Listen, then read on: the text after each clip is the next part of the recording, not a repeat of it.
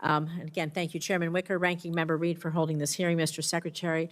We have a short amount of time, so I'm just going to ask a few simple questions, and I would just appreciate if, for some of them, you would just answer yes or no.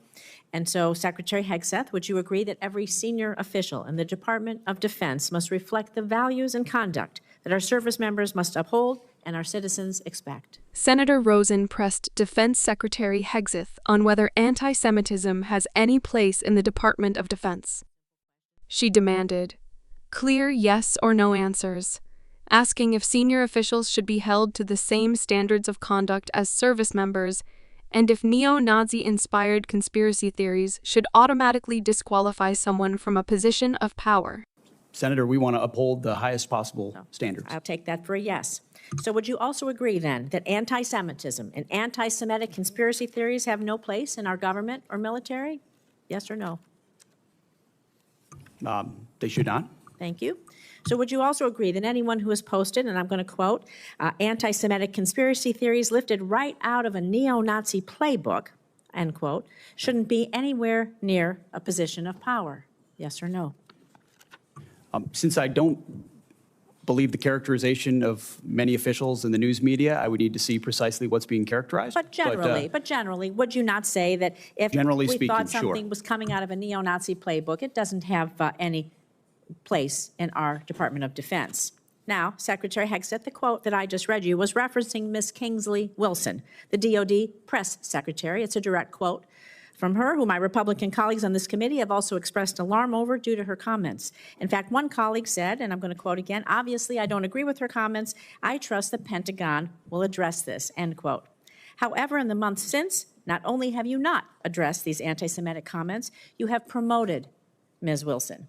This seems to be at odds, honestly, with President Trump's commitment, very public commitment to combat anti-Semitism, which you just said you two agreed with. So, Secretary Hegseth, given the rise in anti-Semitic violence, hate crimes in our nation, and to show that the Trump administration, your administration, does have a zero-tolerance policy for anti-Semitism, will you dismiss Ms. Kingsley from her role as a U.S. military spokesperson today, yes or no? Again, that's why I referenced the context and characterization. Well, we'll send you the quote, I've worked directly with her. She does a fantastic job, and there's any suggestion that I or her or others are party to anti-Semitism is a mischaracterization attempting to win political points.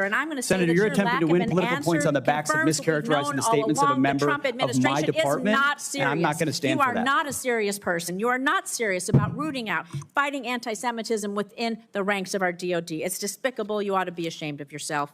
I'm going to move on to General Hawk. The sudden and inexplicable dismissal of General Hawk. He serves both the director of the National Security Agency, commander of U.S. Cybercom. It's deeply concerning, raises significant questions about the decision-making process, its potential consequences. Public reports indicate that the removal of General Hawk, who has served his country proudly, has been influenced by social media influencer, a personality on social media, Laura Loomer, spreads conspiracy theories. She's been denounced even by Republicans. And the idea is that any leaders within our agencies responsible for our nation's security, somebody would be dismissed based on the advice of a social media influencer is alarming, to say the least. It's surely not how we should be running our military. So were you consulted regarding General Hawk's dismissal, yes or no? Well, Senator, I would not advise believing everything you read in the media. And I'm consulted on every single decision. Okay, I'm the decision maker for the department, and we all serve at the pleasure of the president. And we have the prerogative to make those decisions for the best for the country, and we did that. Did you personally approve Mr. Hawk's dismissal, yes or no? Anyone coming or going at the Defense Department, especially at that level, would ultimately be a decision made by me, and I stand behind that. Did you personally relieve him? Did you personally relieve him? Yes or Anyone no? at that level You did, who is so that's a relieved yes. would be relieved by the Secretary of Defense. Was there a specific justification for General Hawk's dismissal? Was there a specific justification for General Hawk's dismissal? Ma'am, we all serve at the pleasure of the president, and the president deserves the type of commanders and advisors that he thinks will best equip him to accomplish the mission. Did you discuss General Hawk's dismissal with Laura Loomer prior to his removal? I don't discuss who I talk about anything with, but ultimately this is my decision, and he serves at the pleasure of the president, and that's why he's no longer there. So do you believe it's appropriate for any social media personality to influence personnel decisions in your department, yes or no? I believe your time is up, Senator. Oh, it is not up to you to tell me when my time is up. Well, the time And I am the going to senator. say, Mr. Secretary, you're either feckless or complicit. You're not in control of your department. Yours is unserious. It is shocking. You're not combating anti-Semitism within your ranks. It's a dangerous and pivotal time in our nation's history. Thank you, Mr. Chairman. I yield back. And I don't appreciate the smirk, sir. You are the Secretary of Defense. Secretary Hegseth gave guarded responses, insisting he needed more context, but agreeing generally that the military must uphold the highest standards. Rosen then pointed to the promotion of Defense Department Press Secretary Kingsley Wilson, who had previously made comments that members of both parties called troubling.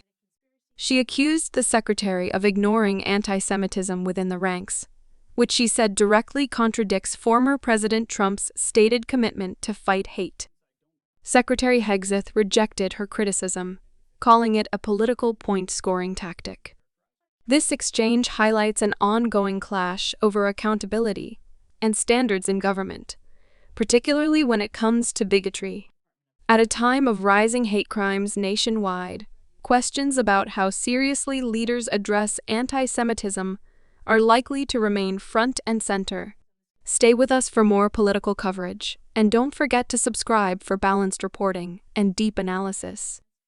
Senator Rosen then shifted to the sudden dismissal of General Hawk, who oversaw both the National Security Agency and U.S. Cyber Command.